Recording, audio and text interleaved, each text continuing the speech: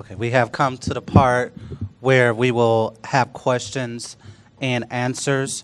The questions will be addressed to Mayor Wells-Armstrong and her team. We have individuals out in the audience as well as cards if anyone has questions that they want to ask.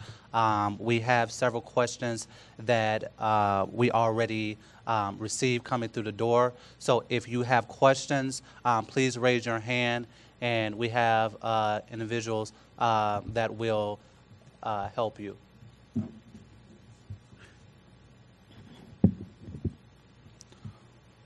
One of the first questions that we have, Mayor and City Administration, can you elaborate on what transforming the riverfront would look like? How long of a process will this be?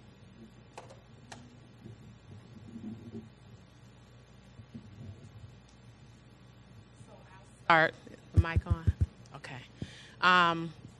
We have our own ideas in terms of what this would look like, but we definitely want the input of the community, which is why we're hosting events like this. Our idea would entail restaurants on the river, canoeing on the river. Alderman Fafford was really excited to hear about canoeing because he used to do that when he was a younger man.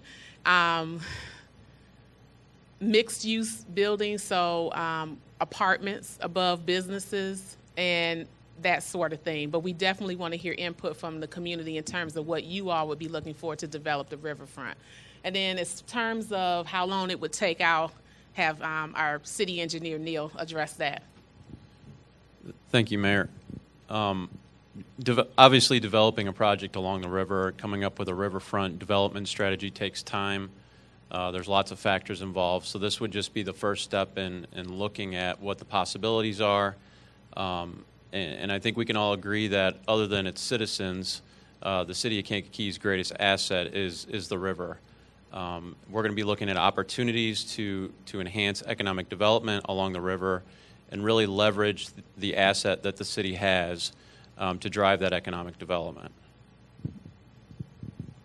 Thank you. What can be done to address our property taxes?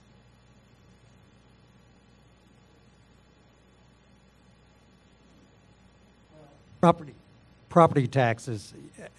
It's very tough to address property taxes because there are multiple factors that have to come into play to address the property taxes that we have. One of the biggest issues that we've had through the years is loss of homes and the vacant lots. The loss of these homes have reduced the tax base in terms of the number of properties that contribute to that. Therefore, one of the things we have to do is add rooftops.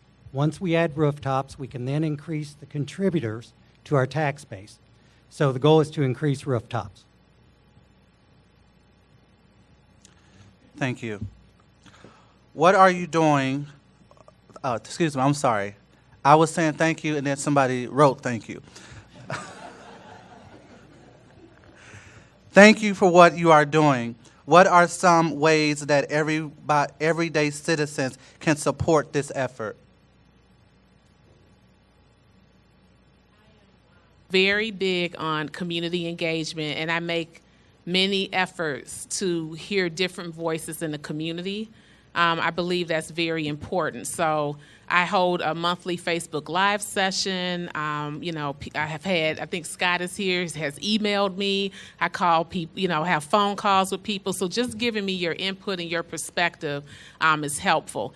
When we visited some of the other riverfront properties, Naperville and Elgin, there were families that did things like they donated a bench, and it might have said donated by the Hodak family. Or they put bricks in a certain area around a pond, and those bricks were donated by specific families. So we are looking to partner, private and public partnerships. We would form a 501c3 to do that. And there's already been a lot of interest expressed to me from various entities in the community that are interested in this type of project. So those are some of the ways that you can contribute. This question is for the mayor. Can you tell us about your first few months in office in terms of where we stand and what opportunities you see for us in the future? Very busy first 130 days. We passed the budget in about 35 days. I've worked very hard to navigate the departments as the mayor. I had made myself acquainted with those departments during the campaign time, but wanted to reacquaint myself with the departments and the employees as the mayor. I believe relationships are the most important thing that you have, and so I've spent a lot of time getting to know the employees of the city, building relationships with them and my department heads. We've purchased, when I came into office, we did not have a police chief, we didn't have a fire chief. So I've stabilized leadership in both of those departments. We've purchased an ambulance for our fire department. And in terms of our future, this is a big component of that. Utilizing our river, which is, probably the most underutilized resource that we have. And Kankakee is charming. All of our families are connected in some way. We know each other. And, I want to build on that and utilize that river to make Kankakee a destination for others to come here. These are exciting goals for our city. Can you discuss what sort of revenue streams will come into play with the vision you have for the future?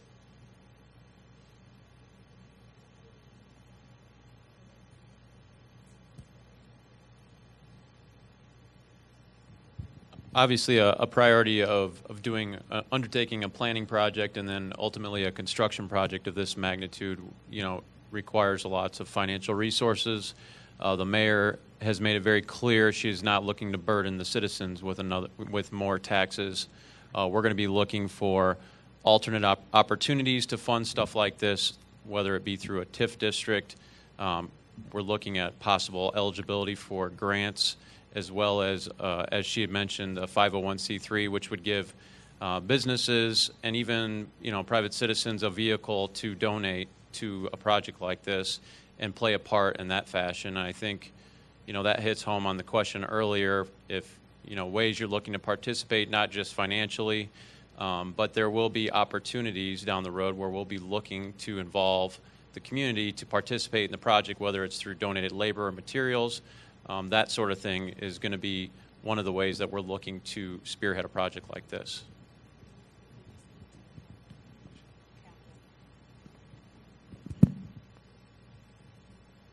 Right now, in 2016, we did bond for some capital funds through the bonding process, and there are some funds still available to be able to put to use in this project as we move forward.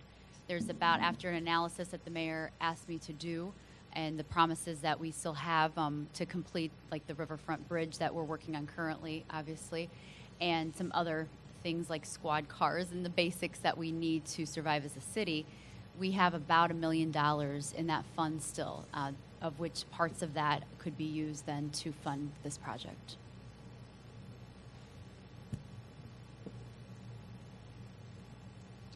Thank you.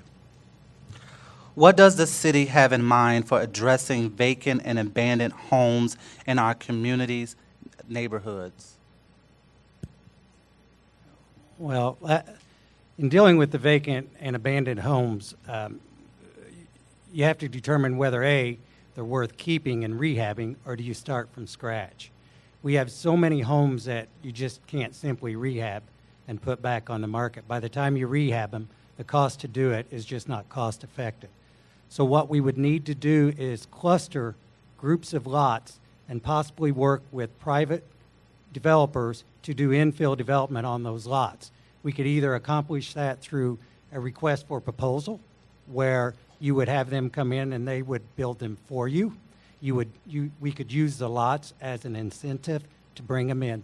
So, with the infill development, that's really what you need to do, is work with private partnerships to do that infill development. Do you plan to continue previous efforts to bring residential development downtown?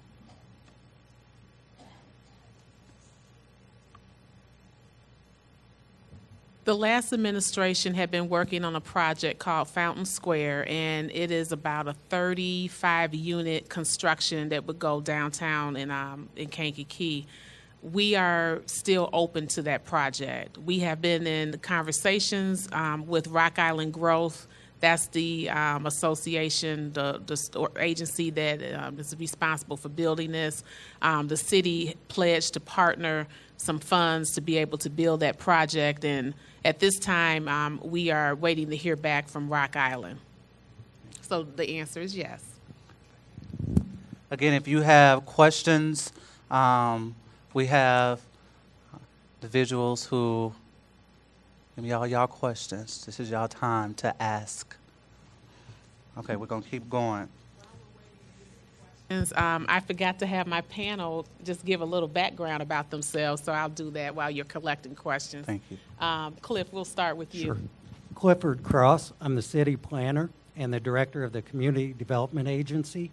I have a background in urban and regional planning. I actually have a master's in urban and regional planning, and then I have a master's in public policy and administration as well. I work with the federal grants. I work with the long-range and short-range planning efforts of the city. Hello, I'm Elizabeth Kubal. I'm the city comptroller. I've been on board here at the city for 4 years.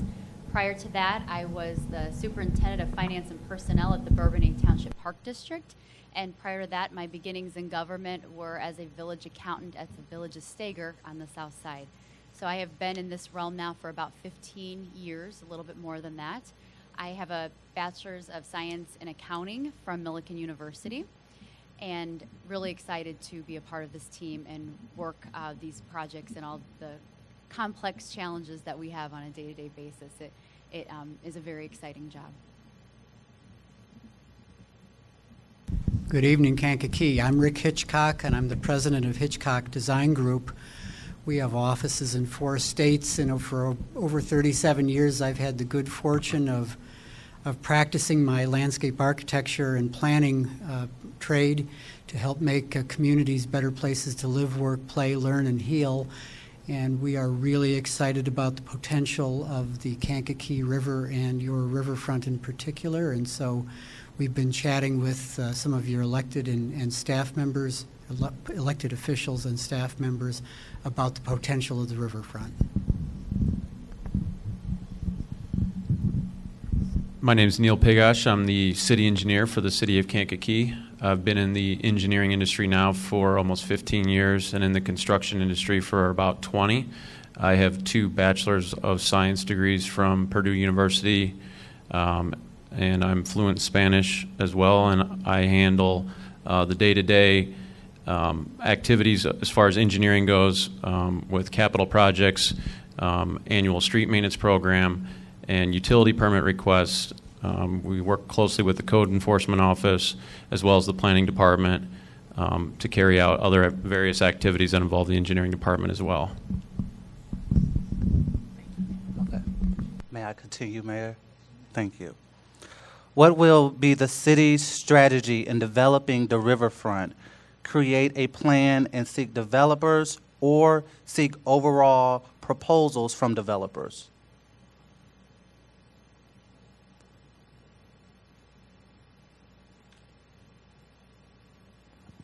I'll probably defer this one to Rick's expertise in a second, but I think the overriding theme here is to come up with a vision for what the administration, city council, and the citizens of the city of Kankakee are wanting for the riverfront through the city, and mesh those visions together and come up with the end product, which would be a strategy for developing the riverfront. How that plays out in the private market would remain to be seen. Obviously, there's various factors involved with that as far as level of engagement from the private sector and interest from the private sector.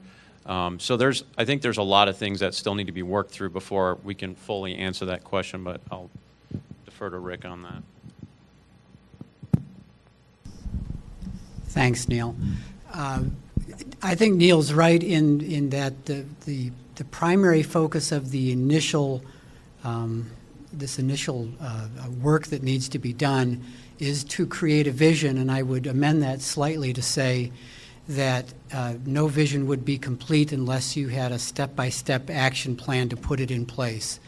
My sense is that, like so many communities, you've probably had lots of dreamy ideas come before you in the past, and you're always wondering what's it going to take to give it some traction and make it happen.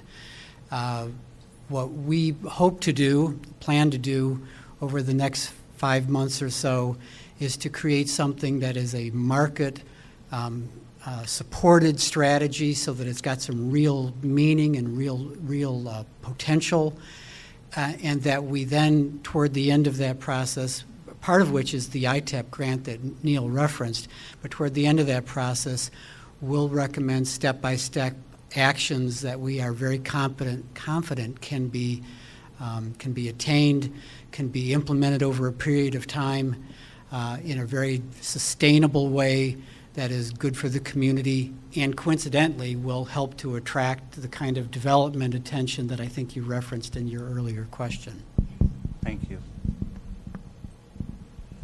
How will education play a part in what the Kankakee 4 agenda is all about?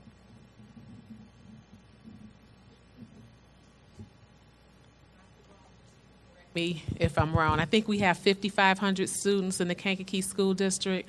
Our administration is very supportive of our kids, and I have been a partner already with our district in terms of going into classrooms when teachers ask me, visiting the schools, advocating. You know, I'm a huge advocate. I have allies, state and federal level, so any way that I can leverage those allies that I have and resources that I have for our school district and the kids. Of course, I'm there to do that. I would like to start a program next summer, a youth internship program for our high school students, and allow them to be mentored by city employees and to expose them to various employment opportunities in the city. One of the things that I found when I was learning more about the city on my journey was, you know, this idea, this job of an arborist, which Neil probably knows what that is. I didn't know what that was. So that was when I went over to Public Works and hung out with them for a few hours. And they taught me an arborist, you know, takes care of trees. And they taught me about trees. And we have a lot of trees that have died in the city of Kankakee. And they taught me how to look at them and see which ones are dying and that sort of thing. But, I mean, I grew up here my whole life, and I didn't even know what that was. So I'm sure we have kids right now in the school district that may not even know that particular job exists. So I would like to leverage the resources that we have with our employees, our departments, and expose our kids to those opportunities and partner with the district to do that. What are your plans to offset the loss of sales tax from the closing of Ultra Food, which I understand is $200,000 plus?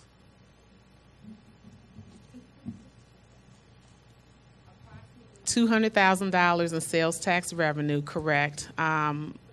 Terrico, who's the developer of the Meadowview Shopping Center, and I have been in conversations about aggressively pursuing another store to come to that area. We know that Ultra was an anchor for the Meadowview Shopping Center, and so we're working very closely together, putting feelers out there and seeing, you know, what types of things will it take to get another store to come to Meadowview. That will be a conversation I'll be having closely with our Comptroller, in addition to our city council members, to determine what can the city offer, what are we comfortable offering to recruit another store to the area. How do we bring jobs back to the Kankakee area?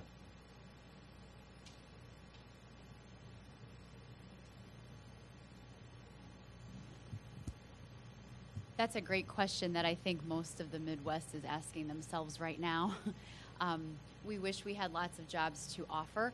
I think that when you do big projects and when you have the connections that we have between governmental bodies, city to school district to park district, as we all have representation here of that today, I think that that's a big starting place to begin, because at that point then you have people who are engaged in the community and then want to work and be here. We have a lot of people here. We've had a lot of businesses, not industries of past, I know that, but lots of smaller businesses that are here. And as we know through workforce development here in the county, there are jobs here that they do not have qualified people to fill. So we are constantly having conversations about how do we bridge that gap, and what do we do as city leaders, as the school district leaders. What else can we do to help bridge that gap so that we can have qualified workers fill those positions and work here in our community? Can you discuss any new businesses opening up and what your administration is doing to make Kankakee more business friendly?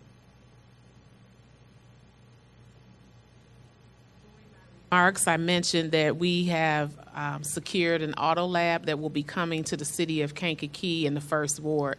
I'm very excited about this particular business because they are very committed to being engaged in the community. They have a pilot program they started in Texas where they go into the criminal justice system and they actually train incarcerated individuals. We know that's a big issue in our community and across the nation, that when people are incarcerated, they serve their time and then they come out and they can't get a job. And so Autolab has developed an entrepreneurship program for those individuals, and they hire them, but not only do they hire them, they will teach them the skills that they need so that they later become business owners themselves. So they're building a pool of entrepreneurs. In terms of, what was the other part of the question? And what your administration is doing to make Kankakee more business friendly. Okay, so one of the things that we talked about, Michael Costanza, who has been putting in countless hours on our website. If you saw our website a few months ago, we look like we're stuck in Mayberry.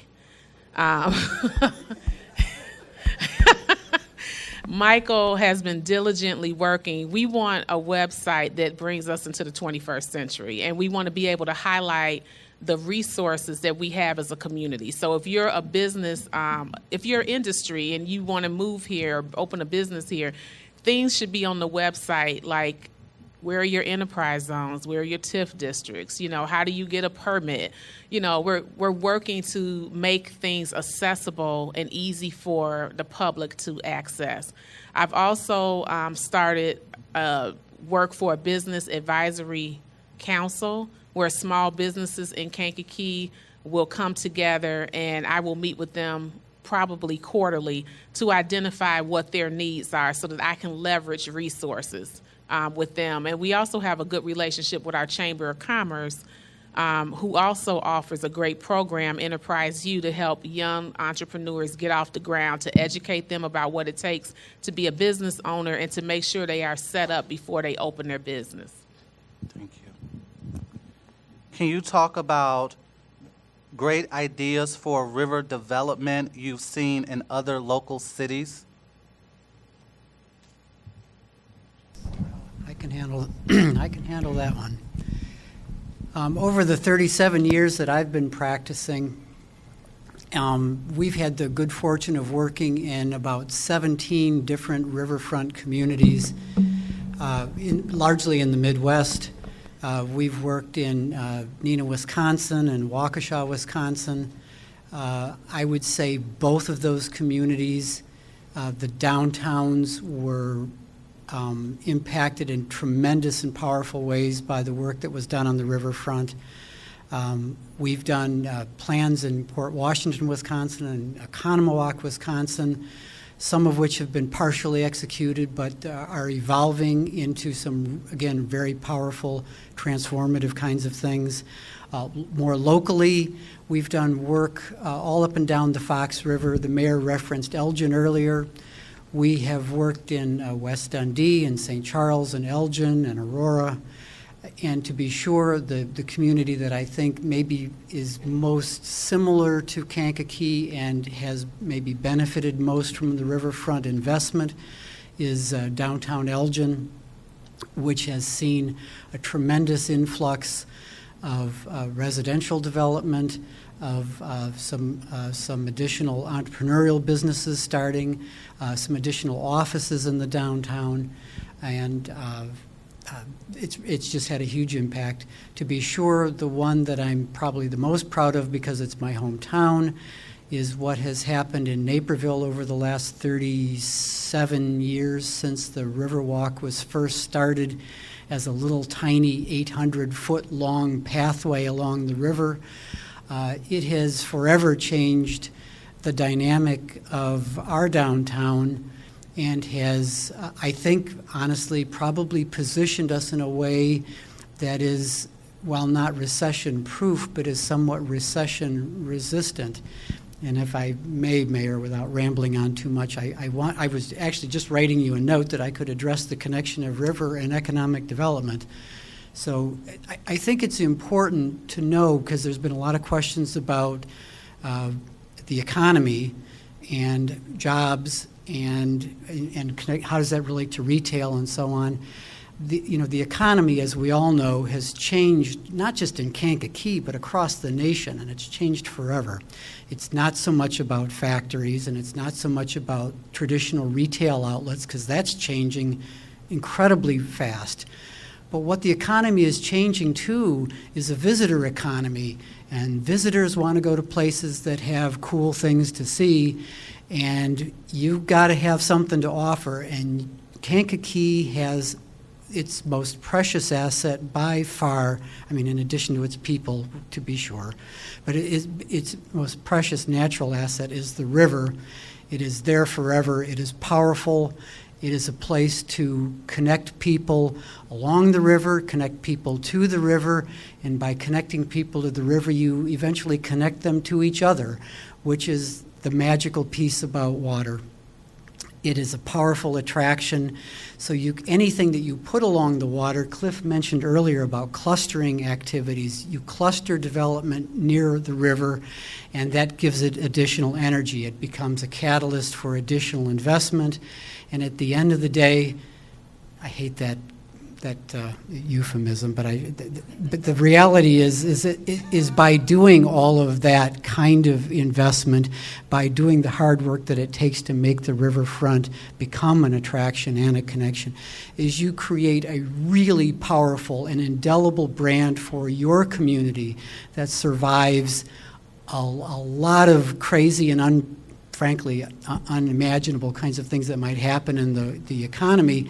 We don't know what's going to happen 5, 10, 15 years out, but we know is the river's going to be there, the community's going to be here, and the more that you do to celebrate that marvelous asset, the stronger the community will be. I'm quite certain of it. Okay, we have time for 3 more questions, and I do apologize we were not able to ask every question. Please do not attack me as I go to my car.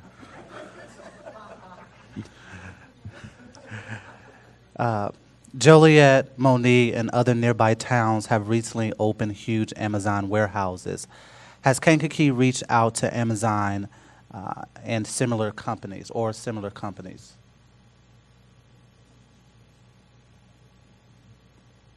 My understanding is that the Economic Alliance has worked on behalf of the city and our surrounding neighbors to approach industry and businesses very similar to Amazon and potentially Amazon.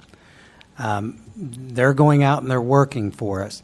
The trick is to work with our website, to work with the Alliance, and better develop our website that promotes what we have here to help attract that business and industry.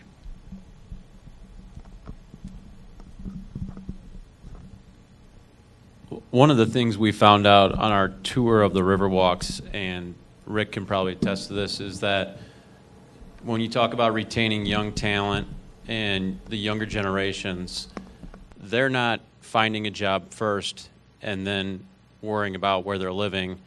They're worrying about where they want to live and quality of life first, and they're looking for jobs in those locations. So our administration's goal is to create a quality of life that will attract young talent to stay in the city of Kankakee and create more talent and cultivate that. So I think that's the repercussions of this, is the retention of great young local talent.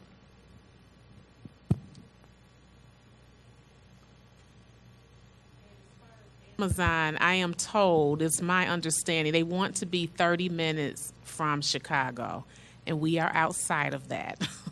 So that was a big issue in terms of opportunities for us with that company. Several questions came in relating to Exit 312, so I'm going to try to put them all together without confusing. What is the status of the truck stop at Exit 312, also the lighting of 312, and just sort of the east side of Kankakee?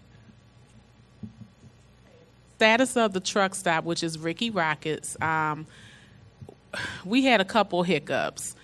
Back at the end of June, the Illinois Gaming Board, which regulates video gaming machines, introduced a rule in Springfield that would prohibit property owners, real estate owners, in our case, our developer, from being able to also be an operator of those machines. Our developer contacted me and halted construction immediately on June 30th. This was going to significantly impact him financially. And so he pulled the crew. They were scheduled to meet on, I believe it was July 18th, mid-July, and I immediately contacted, I was actually in Wisconsin with my husband and making calls to our Senator Toy Hutchison, who I'm very grateful for, Senator Hutchison, some of our labor partners, Steve Magruder, because of course, if we don't get this $15 million project, that's going to impact jobs in the city of Kankakee because we have to have people build it. So I started calling some of our labor allies, our senator, to help lobby, in a sense of the word, the committee down there in terms of this particular rule they were trying to pass.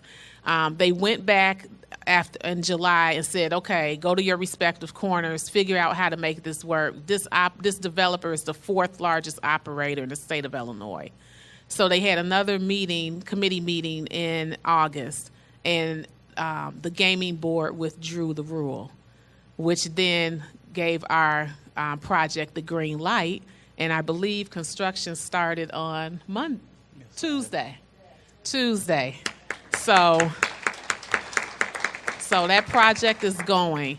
In terms of lighting, we are working on a comprehensive plan and also looking at a streetscaping project, and I'll turn it over to Cliff to talk a little bit about the comprehensive plan. Thank you, Mayor. The city is now currently working on the development of a new comprehensive plan, which is basically a 20-year plan. The current plan that we have was adopted in 1997, so it's coming to its end. The new comprehensive plan is going to take a little bit of a different approach. It's going to set a community agenda. And what that community agenda is, it's going to do an analysis of our strengths, weaknesses, opportunities, and threats. So we're basically going to incorporate a SWOT analysis within it. Once we do that, that plan will then set the roadmap for the future development and redevelopment of this city. The development of the Riverwalk is obviously going to be a component within that because that is such a key anchor to our community.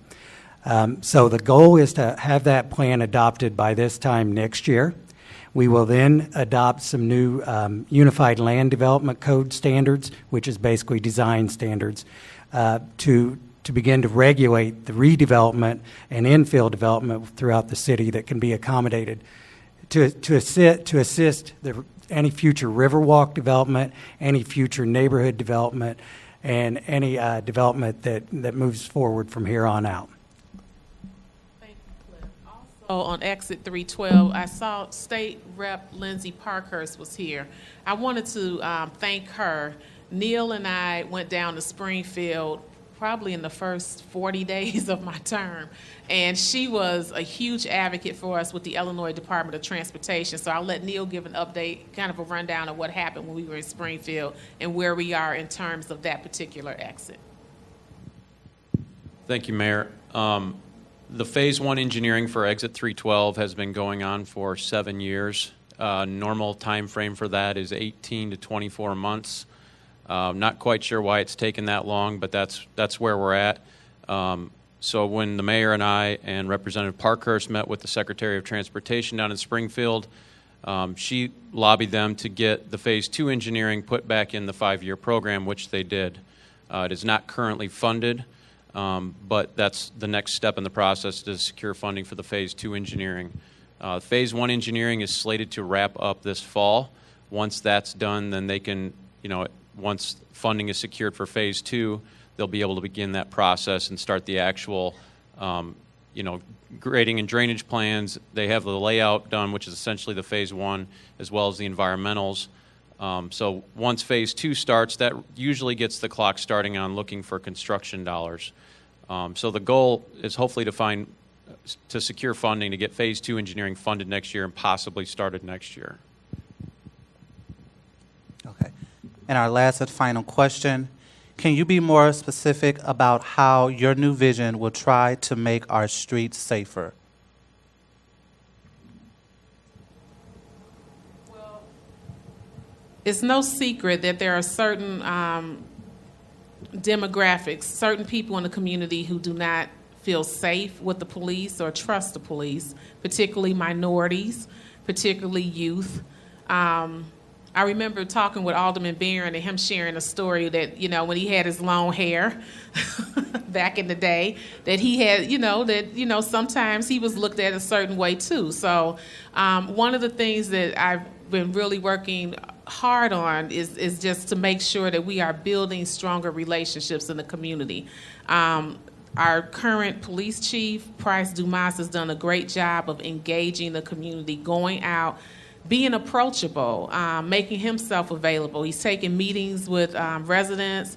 When I served on city council for 2 years, my seatmate at the time, Alderman Tarr, was very frustrated because when we would get a call from someone in the ward, for example, if there was a shooting the night before, we would have no information on it. And now that our chief is here, we get a text message. My phone stays on my nightstand because either the chief is letting me know if there's been a shooting or something, a major incident that has happened. He notifies us now.